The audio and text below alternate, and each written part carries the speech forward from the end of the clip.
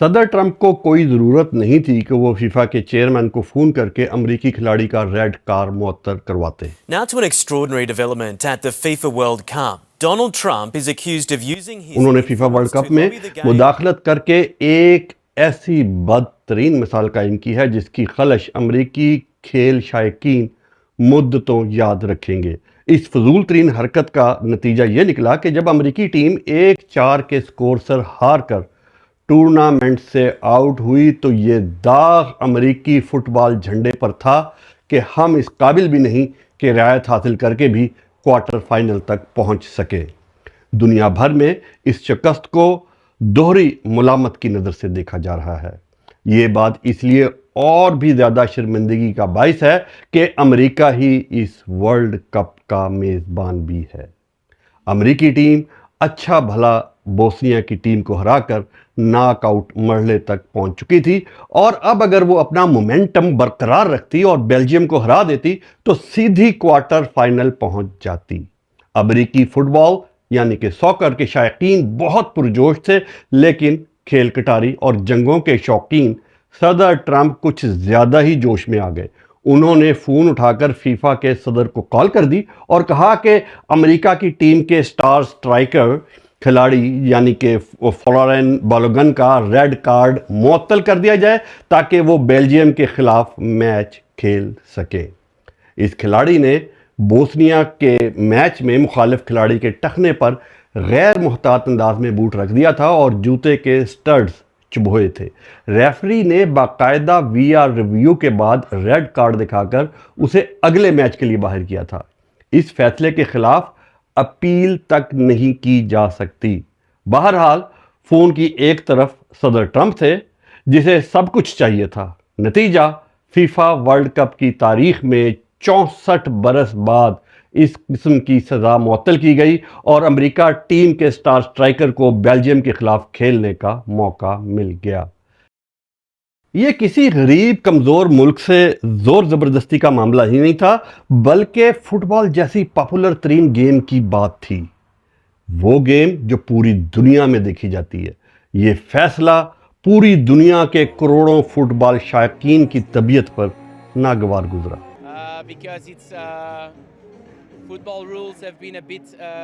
آپ اسے بالکل بھی معمولی بات نہ سمجھیں. وہ لوگ جس دیوانگی کی حد تک اس کھیل سے پیار کرتے ہیں اس کا اندازہ ایک آدمی لگا ہی نہیں سکتا، اور نہ اس بات کا اندازہ کہ ان کے دل پر کیا گزر رہی ہوگی. خود بیلجیم کی ٹیم نے شدید رد عمل دیا اور کہا کہ وہ اس فیصلے کے خلاف اپیل کریں گے. اسی تناؤ میں ہونے والے میچ میں امریکہ کو شکست تو ہو گئی، لیکن ایک مزید ایسی بات ہوئی جو اس واقعے کو مزید افسوسناک کر گئی. فلورین بالوگن کو سٹارٹنگ لائن اپ کا حصہ بنایا گیا تھا، یعنی وہ میچ کے پہلے ہی منٹ میں میدان میں اترا، لیکن وہ اتنے شدید دباؤ میں تھا کہ اس کی کارکردگی مایوس کن حد تک نیچے تھی. بیلجیم نے بھی فیصلہ کیا کہ میچ جیتے یا ہارے اس کھلاڑی کا بینڈ بجانا ہے. بالوگن کھیل میں بے بس نظر آیا اور کوئی بھی خطرناک موو یا گول کرنے میں بری طرح ناکام رہا. اس کا کوئی جادو نہ چل سکا. وہ کھلاڑی جس کو کھلانے کے لیے فٹ بال کے قوانین کی دھجیاں اڑا دی گئیں، وہ اپنی ٹیم کو عبرتناک ہار سے نہ بچا سکا. لیکن بے عزتی یہیں تمام نہیں ہوئی تھی، بلکہ جس کھلاڑی کے لیے امریکی اخلاقیات کا جنازہ نکالا گیا اسے اسی میچ کے آخری منٹس میں ناقص کارکردگی پر تبدیل کر کے واپس بینچ پر بلا لیا گیا. اس کے علاوہ اس کے کیریئر پر سفارشی ہونے کا جو دھبا لگا ہے وہ شاید کبھی دھل نہ پائے گا. ایک امریکی رہائشی ہونے کی وجہ سے میری خواہش تو یہ تھی کہ بات یہی ختم ہو جاتی اور کھیل آگے بڑھ جاتا، لیکن بدقسمتی سے ایسا نہیں ہوا.